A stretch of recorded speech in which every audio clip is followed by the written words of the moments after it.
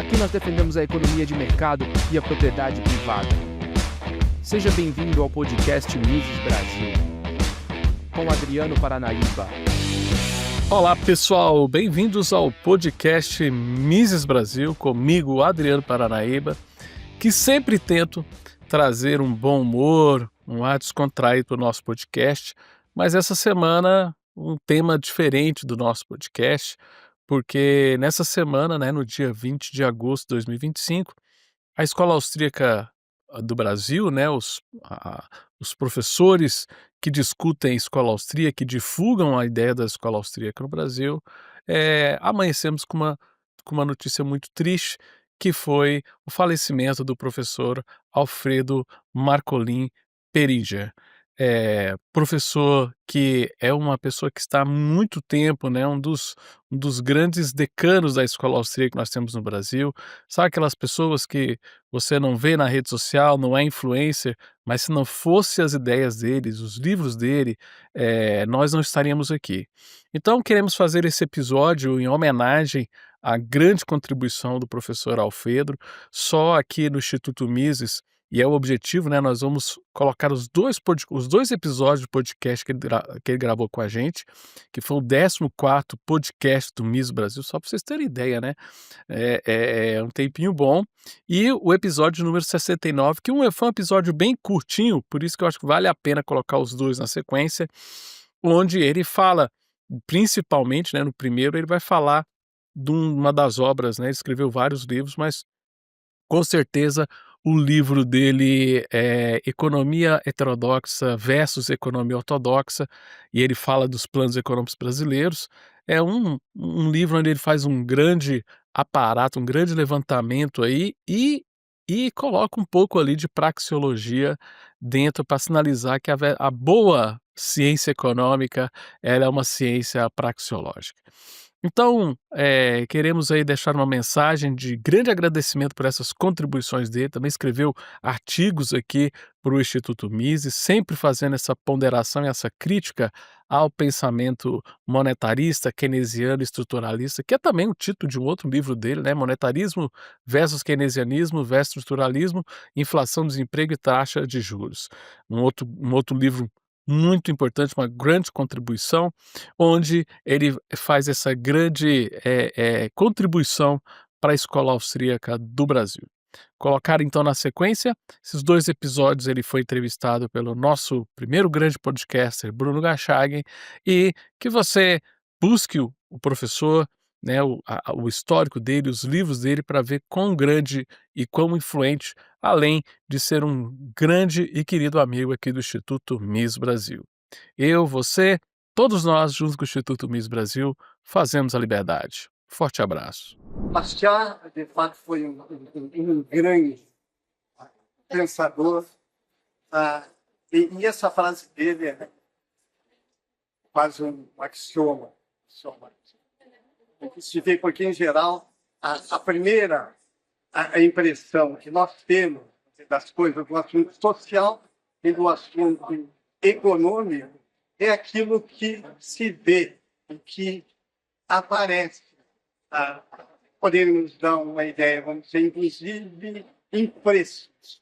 O que o povo vê é o preço, é alta dos preços, é alta da maçã, alta da banana, do feijão, do arroz, mas ela não vê o que está por trás, digamos, do crescimento monetário. Ela culpa, veja, o que se vê. O que se vê? Ela vê os empresários, meio empresarial, aumentando os preços e vê direto, lembra daquela turma dos fiscais do Sarney? Veja, eles veem e quanto é nocivo isso. Eles veem, então, aquela alta de preço e quem vende produtos o meio empresarial. Então, a primeira reação dela é ir contra aquilo que elas estão vendo.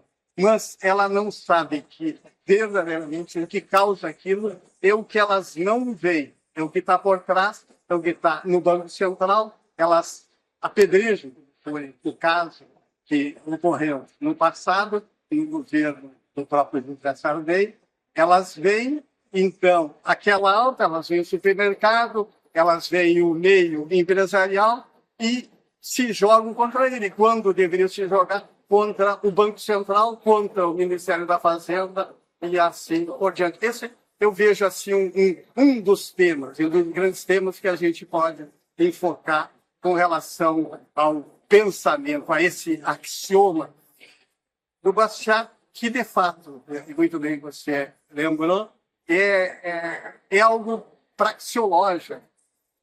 Na verdade, digamos, é aquilo que as pessoas estão vendo e é tudo, digamos, essa é a ação humana. Ela é estimulada, digamos, por aquilo que ela está vendo, por aquilo que diz mais direto respeito a ela, e não muitas vezes, digamos, o que está na base dele, que não está se vendo.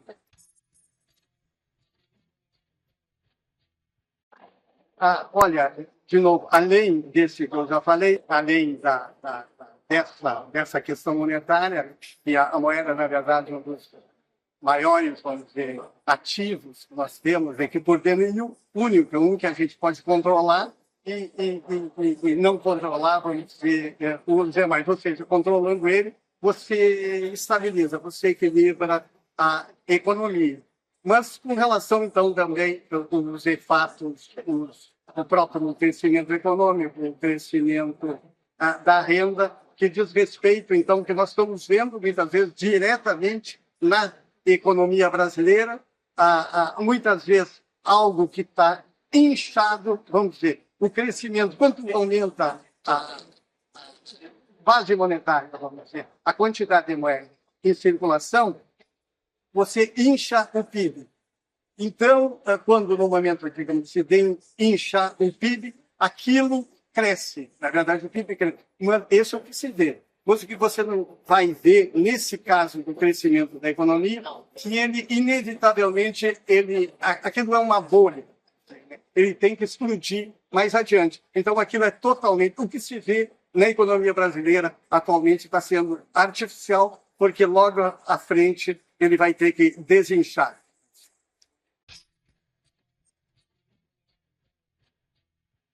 Os problemas tendem até a se agravar. Eu costumo dizer que a nossa democracia, mais inclusive no Brasil, nos países da América Latina, ela tem início, meio e fim.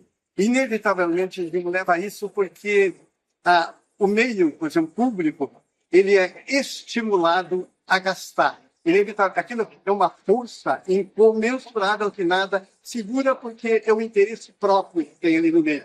Então, cada vez mais, se você vê, isso é um assunto, inclusive, que trouxe ainda o Milton Friedman, quando estava vivo, que ele mostrando que no início do século passado, o PIB, vamos dizer, a quantidade de dinheiro gerida pelo Estado estava em torno de 5%. Hoje, ele mesmo falando, se você incluir os empréstimos, anda em torno de 50%. Então, isso inevitavelmente explode. Não há como não explodir. Por isso que nós dissemos, esse tipo, é questão de tempo, esse tipo de democracia, esse tipo, e essa força praxeológica, como eu digo, que não dá. Quanto lida com o dinheiro dos outros, você gasta o dinheiro dos outros, não há como não gastar cada vez mais, você cria, você inventa, você diz muito, se eu não fizer isso, tudo cai por terra. O meio jornalístico, às vezes, é cúmplice disso aí também, porque eles acusam, e os pobres, não podemos, como não fazer? Como não dar uma Bolsa Família? Como não dar a Bolsa Escola, Bolsa isso, Bolsa aquilo outro? E acaba, então, gerando esse acréscimo de gasto que, inevitavelmente, ele não para. É uma força, como eu disse, incomensurável e tende, inevitavelmente, a explodir, porque explode o mercado. O mercado começa a perder força até explodir. E aí, pessoal, dando uma parada aqui no podcast do Instituto Mises Brasil para te dar um recado muito importante. Não é um recado, é um grande alerta, né? Todos sabemos que a inflação aí é a maior ameaça ao patrimônio. Não precisa nem estudar muito escola austríaca para a gente ver como que a expansão de moeda corrói de forma silenciosa e destrói o poder de compra, além, claro, do governo que só atrapalha manipulando o mercado de crédito, fazendo com que anos de trabalho que você junta ali o seu patrimônio possam realmente virar fumaça. Pensando na importância de proteger o seu patrimônio, que estamos já com inscrições abertas para a emissão de investimentos do Instituto Mises Brasil de 2025 desse ano. Esse ano vai ser diferente, vão ser 3 dias, vai ser dia 9, 10 e 11 de outubro, onde você tem a oportunidade de aprender e aprofundar nos conceitos da escola austríaca e proteger o seu patrimônio desse grande inimigo que é o Estado. A diferença desse evento é que ele começa no dia 9, com um jantar exclusivo, junto com quem participar da imersão, junto com membros do Instituto Mises, para dar início nessa grande maratona austríaca. E os outros dias vão ser aplicados aí para a gente estudar princípios de escola austríaca para investimentos, geopolítica e como fazer uma aplicação de investimentos de portfólio, sempre considerando as questões da escola austríaca de economia no Brasil. Não perca a oportunidade de proteger o seu patrimônio e se inscrever na imersão de investimento, lembrando que as inscrições são limitadas. Por ser uma imersão, a gente não abre grandes turmas, muito pelo contrário. Vai chegar um momento que você não vai conseguir a sua vaga se você não se inscrever hoje mesmo. Espero que você participe desse grande curso, que para mim é um dos cursos mais importantes que o Mises traz todo ano. Mas você não pode perder essa oportunidade, porque ano que vem a inflação vai ter comido mais ainda do patrimônio seu. Bem-vindos ao podcast do Instituto de Mises Brasil. Meu nome é Bruno Garchagen. Hoje eu converso com o economista e professor Alfredo Marcolin Beringer.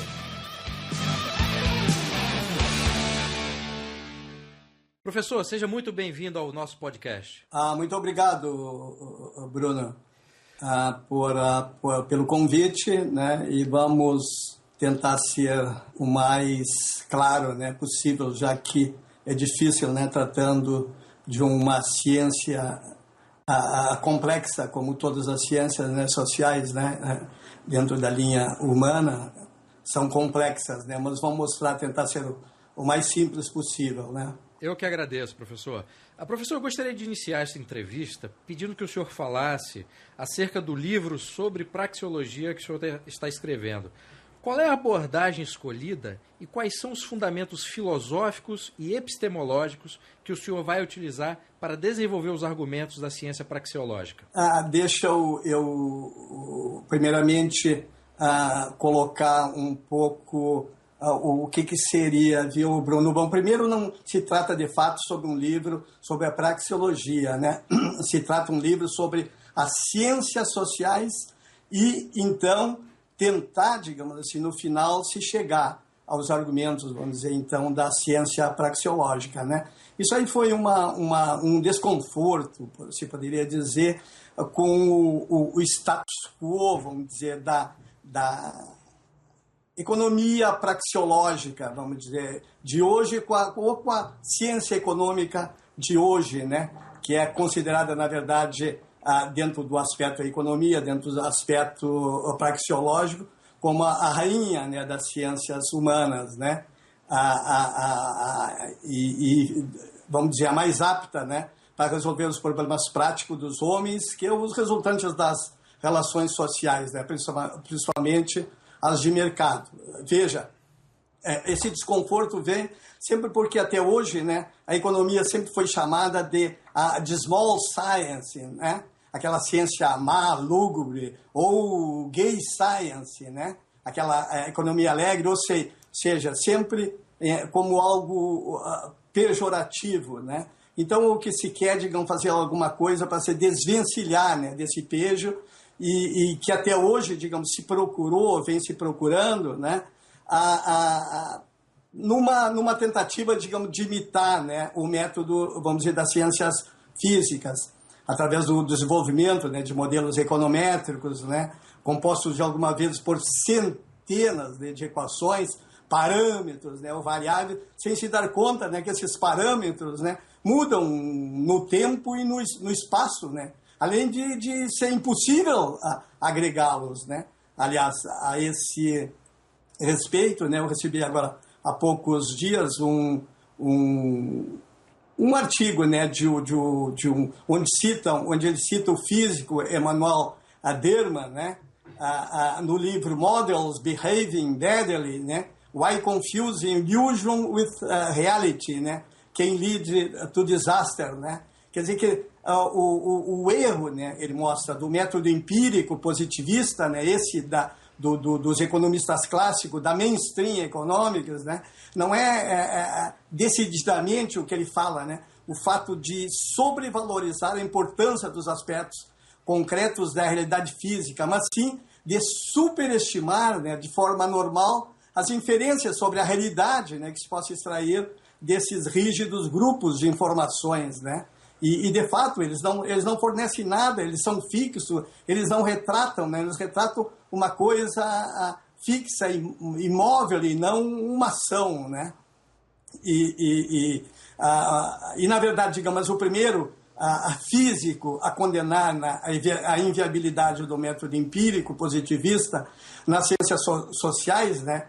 Ou a descaracterizar a alcunha de prima pobre, né, no campo científico do conhecimento, foi Thomas Kuhn, né, um físico de muito maior prestígio do que o D'Amato ali, né, que eu citei antes. Depois de estudar a fundo, epistemologicamente, todas as ciências naturais quanto as ciências sociais e comentar, né, dizer ele assim, né, abrindo aspas, né, a história e meus conhecimentos fizeram-me duvidar que os praticantes das ciências naturais possuam respostas mais firmes ou mais permanentes para os problemas científicos, né, legítimos do que seus colegas das ciências humanas, né. Isso ele fala num livro, a estrutura das revoluções científicas, né. Veja, infelizmente, então, esse exagerado uso do método das ciências físicas para explicar questões relacionadas às ciências sociais deixou muitos desequilíbrios econômicos, né, como a gente sabe, né, principalmente os de origem inflacionária, que inevitavelmente até levam à queda da produção, da renda e dos empregos, né. Mas o mais importante, né, que tem que se apontar é que também, por exemplo, deixou um rígido descrédito, veja, na capacidade de haver um estudo econômico verdadeiramente científico, né, e mais ainda, né, útil e prático ao homem para lidar com as questões sociais, né? Principalmente as relacionadas, vamos dizer, a de mercado. E quando eu falo, por exemplo, alguma coisa útil e prática, né? Eu me refiro, aí tem que me referir, então, por exemplo, a Platão, no Eutidemo dele, né? Um dos mais antigos tratados sobre a lógica das palavras, né? Onde ele traz uma ideia de Sócrates, né? Traduzindo as palavras de Sócrates, onde o Sócrates ironizava os sofistas, né, que é o mestres da arte erística, arguindo que para agregar conhecimento você precisa ir além das palavras, né, ou seja, mostrar algo verdadeiramente útil e de cunho prático, né, à vida das pessoas. E isso, por exemplo, assim que a gente quer, então, com esse trabalho, né? Aliás, o Karl Menger também, né, fala que a economia como ciência teórica está para o agir concreto das pessoas engajadas nas atividades econômicas, assim como a química está para a atividade do químico prático, né? Em outras palavras, né, a ciência tem que ser primeiro útil e depois, vamos dizer, prática para as pessoas, né, para ser, vamos dizer, para ela ser aproveitável, né. Esse livro, digamos assim, eu estou com um co-autor que tem me ajudado muito, né, me suprindo de muita literatura, né, e trocando ideias assim, importantíssimo comigo, né, que é o Hélio Beltrão, né, e ele, por exemplo, assim, fala, por exemplo, que na condução então do trabalho, de que não se pode ser doutrinário, veja, né, ou seja, não se pode conduzir, vamos dizer, desde os primeiros capítulos, os leitores dentro, vamos dizer assim, de um brete, né, até o final do livro, não dando chance, vamos dizer, para eles raciocinarem até se chegar onde se quer, ou seja, aí então sim, na ciência praxeológica, né? E eu concordo com ele, né?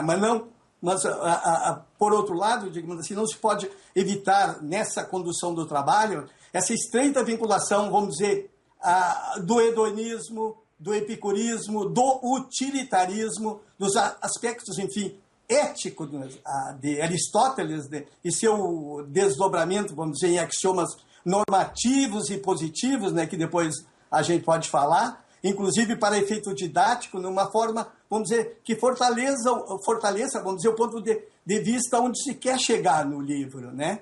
Então, é uma coisa assim que nesse trabalho, né, então, finalizando, vamos dizer, essa parte, a gente quer chegar a algo prático, né? Algo prático do início, vamos dizer, ao fim, ou seja, mostrando passo a passo, né, do início ao fim, como ele se forma, né, e como ele vai terminar, né? Professor, o livro já tem um título sugerido e uma expectativa de lançamento ou ainda não? Não, porque se está ainda, viu, embora já se haja escrito mais de 100, vamos dizer, né, páginas, né, está-se muito, por exemplo, é muita coisa, sabe que muitas vezes a gente começa a escrever de uma forma e depois aparece outra forma, a gente lê muitas vezes uma outra obra, né, como o próprio livro que o Hélio me indicou, que é do Scott Gordon, né, History and Philosophy of Social Science, né, que a gente fica, embora ele seja totalmente neutro, né, e do ponto de vista epistemológico não seja lá essas coisas, mas a escrita dele é tão agradável, viu, que a gente quer até refazer, viu, dentro dessa linha, né, muito mais agradável, não seca como é a ciência social. Eu não sei se você chegou a ler aquele O Mundo de Sofia, dentro da parte filosófica, que é outro livro também que mesmo fala sobre filosofia. Ele é muito agradável de ler, viu? Então quer se deixar mais soft, vamos dizer, né, a escrita, e pode ser até que se mude, né, o título do livro, né? Mas, enfim, o título do livro, de qualquer maneira, em princípio, estaria assim como Adam Smith, Friedrich von Hayek e Ludwig von Mises, né? Então veio dos pensadores antigos, né, aos clássicos, então se vê, né, até a mão invisível, a ordem espontânea e a ciência praxeológica. Entendi. Aproveitando essa parte da sua resposta, eu queria perguntar, no que se refere à parte histórica do livro, qual é o ponto de partida e por que se decidiu por esse ponto específico? Muito bem apontado, o Bruno. Na verdade, está se partindo, digamos, dos pensadores antigos, né? Entre pensadores antigos eu falo Demócritos, Sócrates, Platão, Aristóteles, né? E entre outros, né? Alguns indianos também, chineses, né? Para buscar a base, vamos dizer, das leis naturais, né? E da correspondente, vamos dizer, ética, considerando, veja só, que ela é a origem filosófica e epistemológica das ciências sociais. Veja, só para dar uma ideia, Demócritos, por exemplo, nasceu no ano de 460 a.C., né? E viveu, naquela época, já viveu 90 anos, né? E foi o primeiro pensador a abraçar categoricamente, veja, a filosofia hedonística como um objetivo supremo dos homens, né? Fundado no contentamento, na alegria, né? Inclusive, é uma citação dele que diz assim, né? Que a alegria e o contentamento por um lado e a dor, vamos dizer, e o pesar por outro, são as marcas características das coisas benéficas e prejudiciais ao homem, né? Então, mas não foi só ele, veja, o Epicúros também, em 341 a.C., né, foi o criador do epicurismo, que também é um antecedente do utilitarismo, né, que é a base da praxeologia. O Titus Lucrécio, 90 anos, vamos dizer também, antes de Cristo, no seu Rerum Natura, tinha um ponto de vista utilitário da ética e materialista epistemologicamente, né? Então, mais ainda, a ética aristotélica também tem a felicidade, que ele chama de eudemônia, né? Como o mais elevado bem humano e que as pessoas deveriam almejar, vamos dizer, né? Então, a gente quer também, né, buscar o apoio filosófico e epistemológico de como se deva lidar com as ciências sociais, né? Seria algo apenas normativo, do tipo aquele ought to be, né? O normativo, ou algo positivo, né? Tipo to be, né, que é uma diferença, digamos, cientificamente, dos dois e que depois, mais adiante, a gente pode falar, né? Os pensadores escolásticos também são importantes, né, nos estudos das leis sociais, ao dar evidência, né, as relações dos homens em sociedade, principalmente as de cunho comercial. Mas, veja, todas baseadas, digamos assim, dentro dos princípios éticos fundados nas leis naturais, né? Então, essa, digamos assim, é a ideia, né, do livro, nos basear, digamos assim, então, procurar enfocar todo esses pensadores, digamos, antigos e também esses, vamos dizer, escolásticos, né, para buscar a base. Se quer falar, na verdade, veja só, de ciência social, né, e mostrar a força dela, o poder dela para resolver os problemas práticos, né, do homem, né? Professor, o senhor citou os escolásticos, né? Eu queria pular agora para o Santo Tomás de Aquino. De que forma que a filosofia do Santo Tomás de Aquino ajudou na construção teórica da praxeologia, que vem, obviamente, bem depois? Sim. E ajudou e muito. Na verdade, quando se fala em escolástico, a gente tem que falar de Santo Tomás de Aquino, né? O Santo Tomás de Aquino, já no ano aí, a gente já pula, né, o ano 1225 a 74, né, viveu muito pouco o padre Santo Tomás de Aquino, né. Ele foi o criador do tomismo, né, aquela escola, por exemplo, que conta com hoje ainda não sei quantos seguidores, né, e que é uma filosofia totalmente fundada nas leis naturais de Aristóteles e, portanto, na ética, né, aristotélica, né? E ele tem, digamos, não sei quantos escritos de cunho filosófico, né, dentro da ética, né, que se resume mais ou menos em fazer o bem e evitar o mal. É algo normativo, né? Já dentro do campo, vamos dizer, não da ética, mas da filosofia moral, que já diz, deontológica, como nós falamos, que diz como fazer, como deve se comportar, né? Então, dentro do campo da ética, a Tomás de Aquino, por exemplo, escreveu também sobre economia, né? Escreveu sobre, mas também, tudo de novo, né? Dentro da ética, porque não se sabia, enfim, né? Nada sobre economia, né? E ele é interessante, digamos assim, para o trabalho, porque ele também traz uma visão religiosa, né? Como na Suma, vamos dizer, dele, onde ele se apega, vamos dizer, à ética, e diz, por exemplo, que a ética estaria fundada, então, nessas leis divinas, né? Que estariam acima das leis humanas, né? Ele fala, por exemplo, assim, que o homem deve adorar a Deus e não a riqueza, né? Agora, e não obstante isso, digamos, ele se manifesta que Deus, veja só, isso aí foi tão importante que não é normal, que Deus criou as terras e outros bens para beneficiar os homens, né? Logo, eles têm o direito de usá-las em benefício próprio e da maneira que julgarem, vamos dizer, bem lhes aprouver. Essa é uma posição que teve um avanço em relação ao pensamento teológico anterior, pois obriga, por exemplo, a igreja a liberar os homens para exercer as atividades comerciais, né? Livres, vamos dizer, de pecados e remorsos, né? Agora, eu complemento o raciocínio, né, religioso, por exemplo, dos argumentos racionais, éticos, de São Tomás de Aquino, dentro do campo moral, são importantíssimos. Por exemplo, ele segue Aristóteles com relação à propriedade privada. Veja, por exemplo, assim, que é diferente de Platão. Por exemplo, o Aristóteles dizia que a propriedade teria que ser privada, partindo da premissa que aquilo, por exemplo, que é da pessoa, próprio, vamos dizer, da pessoa, a pessoa cuida mais.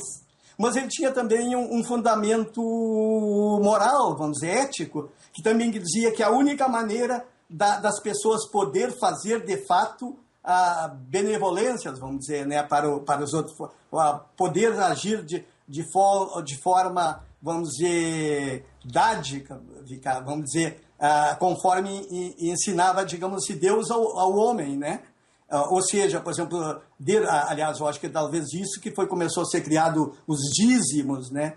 De poder, por exemplo, assim, ser uma pessoa bondosa. Claro, por exemplo, dar alguma coisa dos outros não tem valor absolutamente nenhum, né? Nós soubemos disso, né? Agora, quando é da gente, aí é outra coisa. Então, o São Tomás de Aquino é importantíssimo nesses aspectos para se trazer essa parte, né? Essa parte religiosa, digamos assim, essa bondade, digamos assim, não só ética, esse valor moral, mas também divino, né?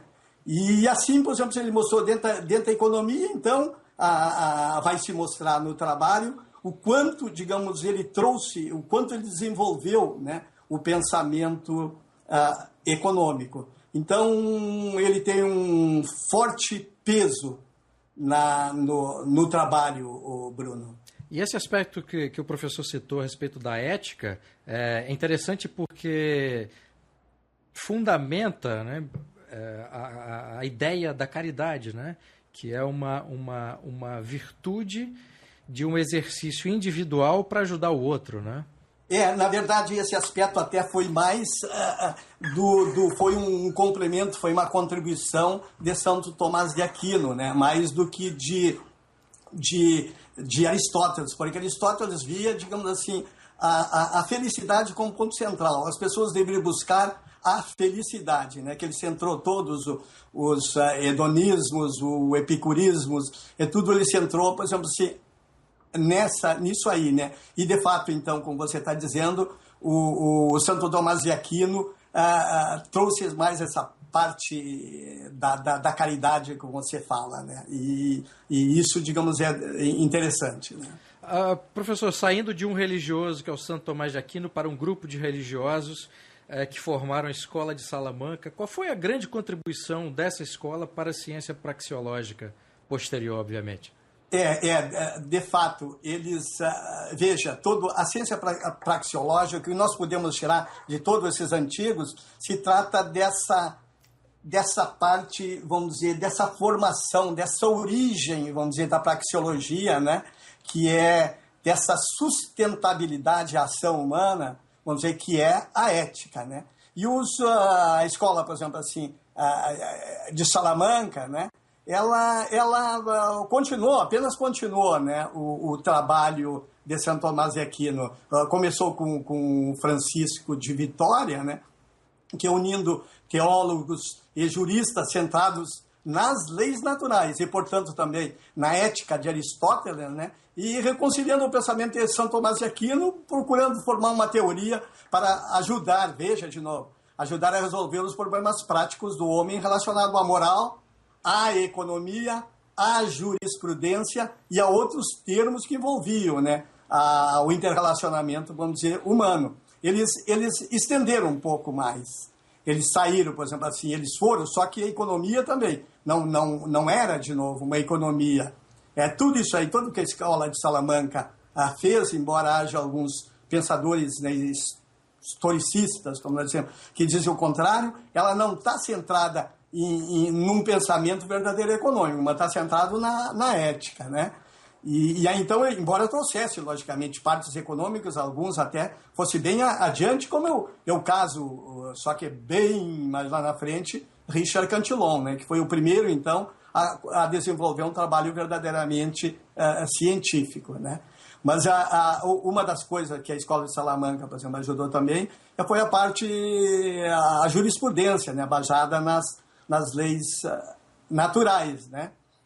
E também, digamos, um ponto importante dentro da Escola de Salamanca, que dá para se fazer, que vai ajudar também muito no trabalho, né? Essa diferença, digamos, uma diferença ética e muito forte entre as duas grandes ordens, né? Que é a ordem franciscana, onde predominava as ideias de Santo Agostinho, né, que não seguia o Tomás de Aquino, né, que ele era um seguidor de Platão, e a ordem dominicana, né? E a jesuíta, né? Que é uma apoiadora, vamos dizer, de Santo Tomás de Aquino, que seguia Aristóteles. Então, há uma diferença, por exemplo, dentro desses dois contextos aí, e que para o trabalho vai ser muito interessante, o Bruno, porque enquanto Platão defendia a propriedade pública, como a que melhor serviria aos habitantes de uma república, né? Aristóteles defendia a iniciativa privada, né?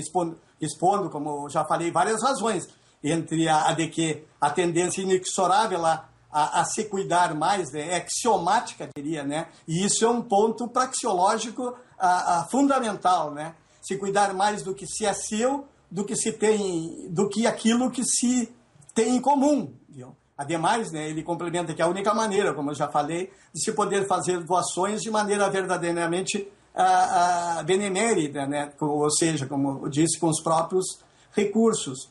Então, essa parte, por exemplo, de Salamanca, nesse aspecto, vai ser interessante, mas se traz cada um, né? Se traz praticamente todos eles, né? Mas eu só estou fazendo um resuminho aqui, né? Para a gente poder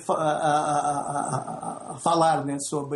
sobre ela, né? Perfeito. Professor, com base nisso que o senhor desenvolveu nessa última resposta, quais são os pressupostos éticos da Escola de Salamanca que fundamentam até hoje a praxeologia? Há ainda os resquícios? Há ainda alguma base que sustente ou não? Isso se perdeu ou foi utilizada outra ética? Não, a pergunta é altamente procedente, Bruno. Veja, hoje em dia nós sabemos que a propriedade privada, o argumento maior dele é ético, né?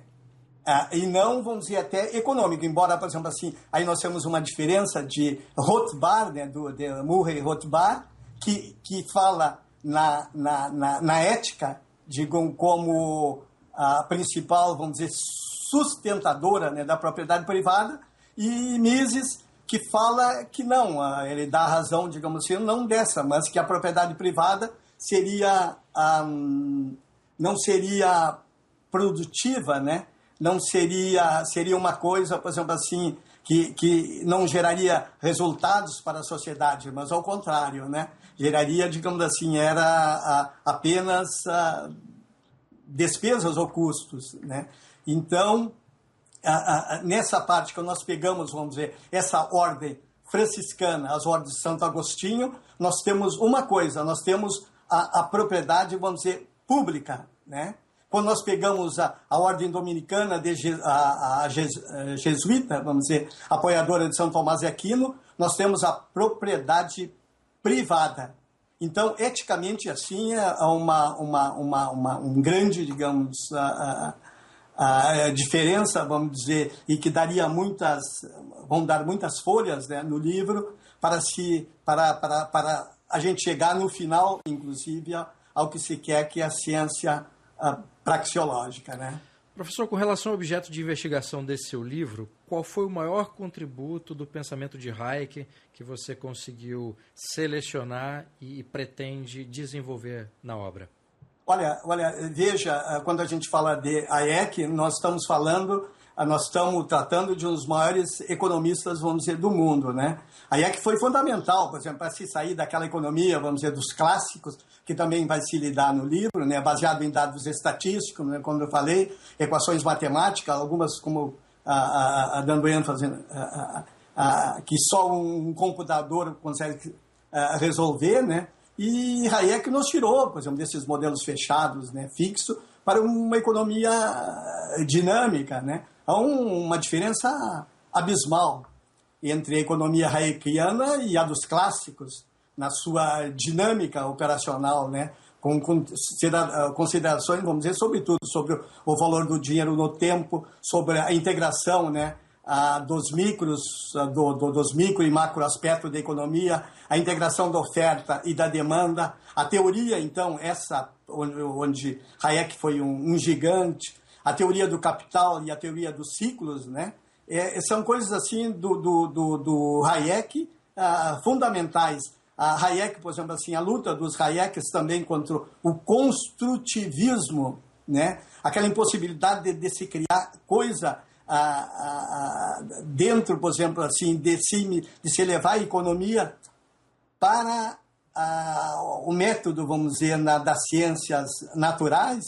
Ele foi um gigante criando o que se falou de construtivismo, né? Que é uma diferença muito grande de um arquiteto, vamos dizer, projetar uma casa, né? Desenhar uma casa, projetar a casa, ir lá e fazer a casa e sair exatamente como ele projetou, do que um economista ir lá desenhar, né? Fazer o plano dele, né? E tentar chegar, então, ao que ele havia desenhado, né? Sem considerar os aspectos, vamos dizer, da ciência humana, né?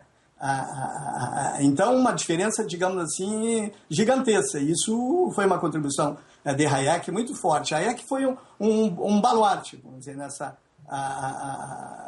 no estudo, vamos dizer, dessa teoria de capital, dos ciclos econômicos, onde ele impera como um grande, né, economista, né? Ele não entrou, mas ele ficou o que a gente chama, digamos, dentro dos aspectos mecânicos da economia. O que eu falo, digamos assim, aspecto mecânico? Que são aqueles, por exemplo, que tu une ativo com ativo.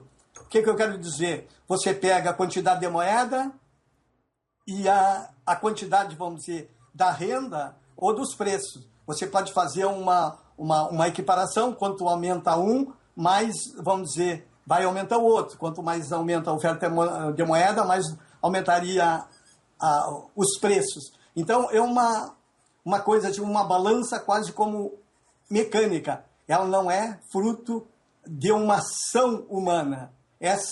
O Hayek não entrou, vamos dizer, nesses aspectos, infelizmente. Viu? Infelizmente, aliás, ele até tentou, mas aí foi uma coisa que ele quis, vamos dizer, partir, como se costuma dizer, tentou medir, né,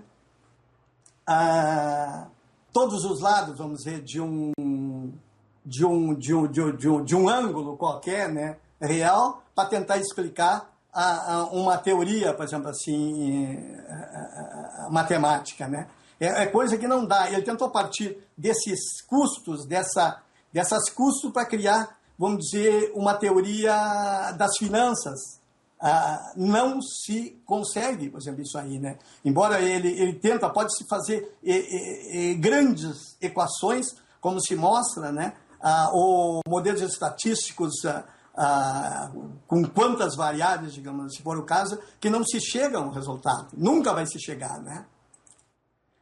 Então, também vamos dar evidência às opiniões da Hayek, como eu falei, sobre as ciências sociais, em que ele preferiu dar evidência à força dos preços como guia invisível da evolução social, né? E isso ele fez. Diz ele, isso me levou, diz ele, em vez de... Por que, diz ele assim, diz o Hayek? Porque fui levado a colocar a ênfase nos preços como um sinal do que fazer. Foi um ensaio que escrevi, diz ele, em 1936, intitulado A Economia e o Conhecimento, que foi escrito originalmente para persuadir meu amigo e mestre Ludwig von Mises das razões pelo qual eu não queria aceitar todas as doutrinas dele. Leia-se, na verdade, isso aí, o a priori, principalmente, né? Isso me levou a investigar o grau de importância dos preços como guia da ação. Mas até aí, isso que a gente fala, né? Até aí, ele não foi além do que um teorista, vamos dizer, de mercado, do que um Adam Smith com a ação humana dele, né? Ele não chegou a nada. Mais ainda, ele fala, por exemplo, assim, que o Hayek fala nesse aspecto que o market, a economia, vamos dizer, de livre mercado, flies on autopilot, né? Ou seja, opera com um piloto automático, né? Ou seja, não precisa de ninguém para dizer como ela deve agir. Ela seria essencialmente self-regulada, né? Então, só que ele fala, por exemplo, a mente não é um guia, vamos dizer, mas um produto da evolução cultural, diz ele, e é baseada mais na imitação do que algo compreendido e trabalhado pela razão. Por exemplo, veja só, Então, por exemplo, assim, o aprendizado dele é feito por imitação. Tá? Não se precisa, por exemplo, de mais nada, né? Só que ele não consegue, digamos assim, fazer causa e efeito, até, digamos assim, alguma coisa, mas não pode fazer perspectivas, digamos assim, futuras, né? Então, é um erro dele. Isso só se consegue com a praxeologia, né? Perfeito. Agora, no que se refere ao Mises, professor, o senhor considera que a praxeologia foi o maior contributo dele, ou a praxeologia ela não pode ser destacada do todo do seu pensamento e analisada de forma separada? Bom,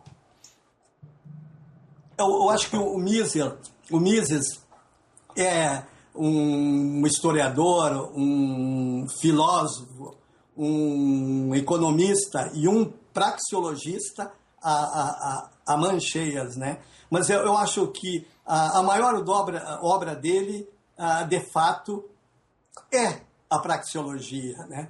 Então, a praxeologia, digamos, é uma verdadeira... Só com a praxeologia nós vamos conseguir chegar, vamos dizer, a alguma coisa próxima não, melhor, vamos dizer, que explicam, inclusive, até mais, como eu posso mostrar mais adiante, né? Mais do que as próprias ciências, vamos dizer, físicas, né, ou naturais.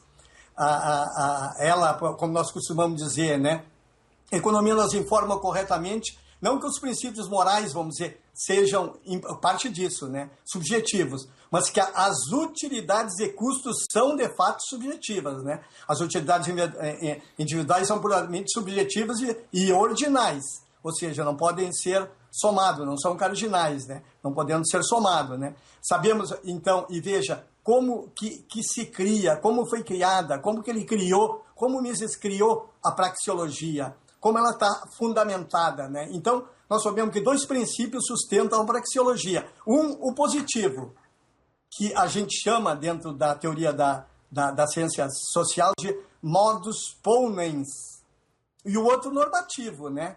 Que é o modo tollens.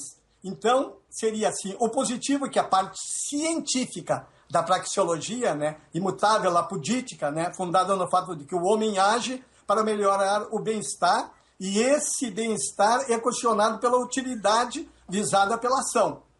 Então, veja só, a praxeologia tem 2 coisas. Uma é o ato, é a ação humana verdadeiramente dita, né? Mas agora, não é suficiente só essa. Nós precisamos também que os filósofos nos digam se aquilo não tem qualquer insustentabilidade, né? E vamos dizer que a ação humana, logicamente, nós sabemos que a ação humana, que uma ação, vamos dizer, das pessoas, vamos dizer, numa ação de troca dentro do mercado, a gente sabe que as 2 pessoas sempre se beneficiam. Mas será que toda a sociedade se beneficia, como queria Juremi, vamos dizer, Bentham, quando fundou o utilitarismo? E, de fato, por exemplo, a gente pode se mostrar que sim, que essa, né, que é essa parte, vamos dizer, positiva, científica da praxeologia, ela, de fato, ela, se for, logicamente, dentro do mercado e só, digamos, sustentada pela ação humana não coercitiva, vamos dizer, né? A gente sabe, então, que beneficia as pessoas e beneficia o mercado, mas agora, não necessariamente, muitas vezes nós sabemos, e aí entra a parte normativa, a parte filosófica, que sustenta eticamente a ação, né? Ser fundada no bem, na justiça, etc., né?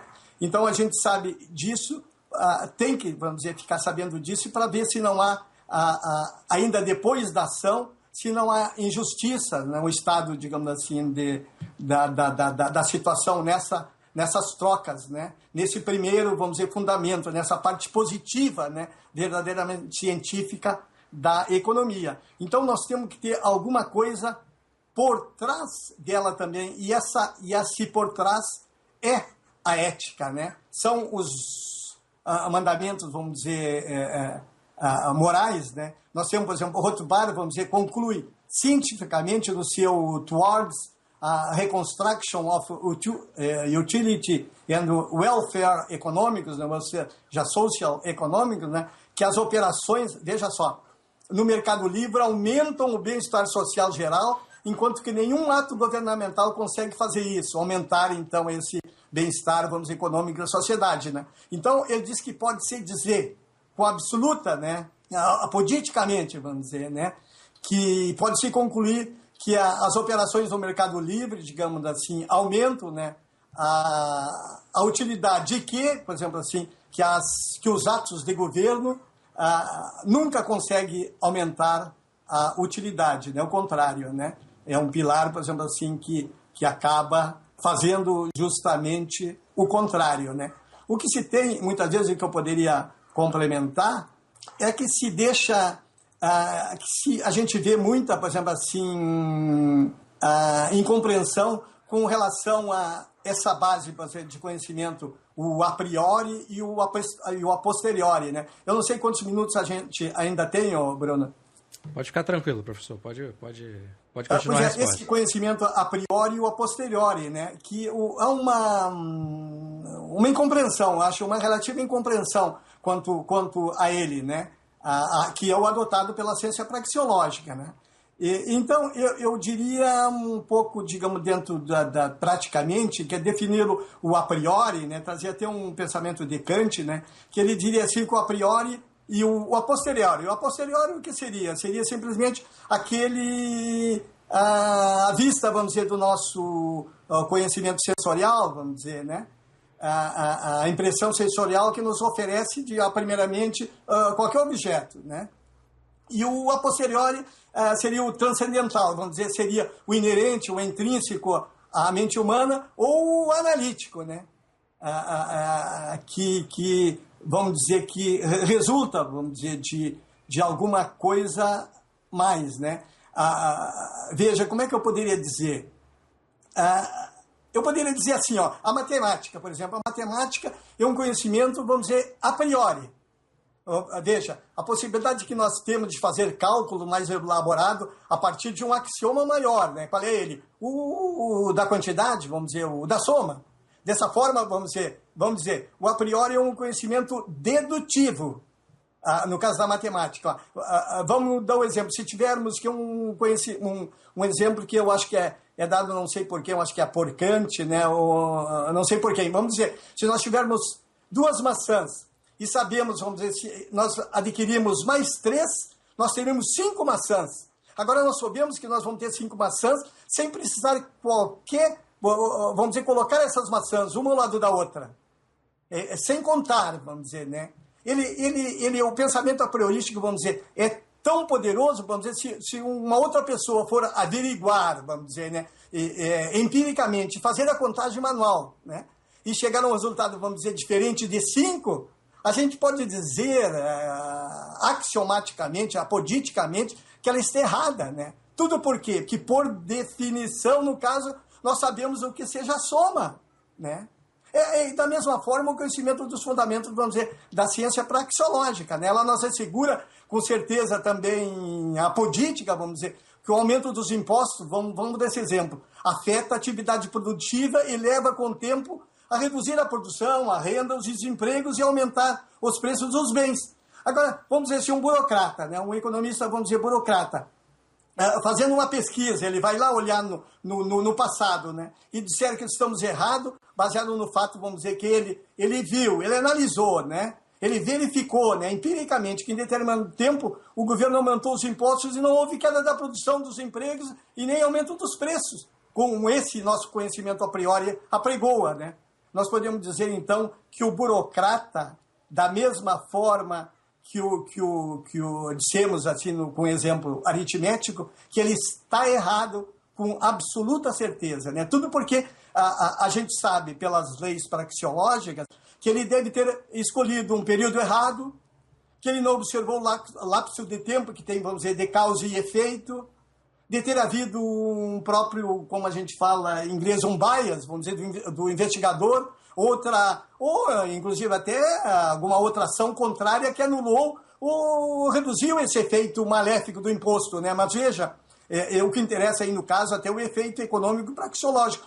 Esse efeito maléfico, economicamente, né, o que nós queremos dizer, ele que verdadeiramente interessa e ele se mantém, Da mesma forma, por exemplo, o incremento monetário, a gente pode dizer exagerado, leva inevitavelmente, cedo ou tarde, à inflação monetária, né? E o inflacionamento dos preços.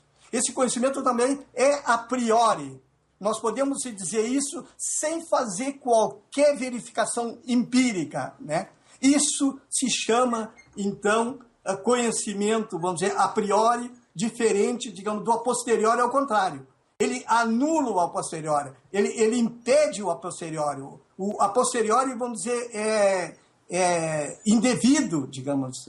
O a posteriori, digamos assim, tu pode fazer nas ciências naturais, né? Tu faz alguma coisa e depois tu checa, pode ser em laboratório, pode ser em teste, qualquer coisa, mas não no conhecimento das ciências sociais. Essa não dá para se fazer, então, esse tipo, digamos assim, no momento que a gente parte desse axioma maior, que é o axioma da ação humana, que os indivíduos, por exemplo, agem tentando sair de uma situação menos favorável para outra mais favorável, quando a ação, inevitavelmente, vai haver isso. O indivíduo, embora seja diferente de uma pessoa para outra pessoa, mas quando ele age, ele está tentando sair de uma situação menos favorável para outra mais favorável, né? Então, esse aspecto, por exemplo, assim, da ciência econômica e da ciência social não é pior, por exemplo, não se trata, de novo, de uma small science, gay science, coisa assim. Ao contrário, ela é muito superior do que os aconselhados, como é que é aquelas coisas que faz o Karl Popper, né? Os testes, né? Popperianos, outros testes, digamos assim. Conjecturas e refutações. Feitos, né? Ela é muito superior, né? Não precisa de teste. Professor Alfredo Marcolin Perger, muito obrigado por essa entrevista. Eu que agradeço a oportunidade, né, de retratar esses aspectos, né? Obrigado, professor. Obrigado.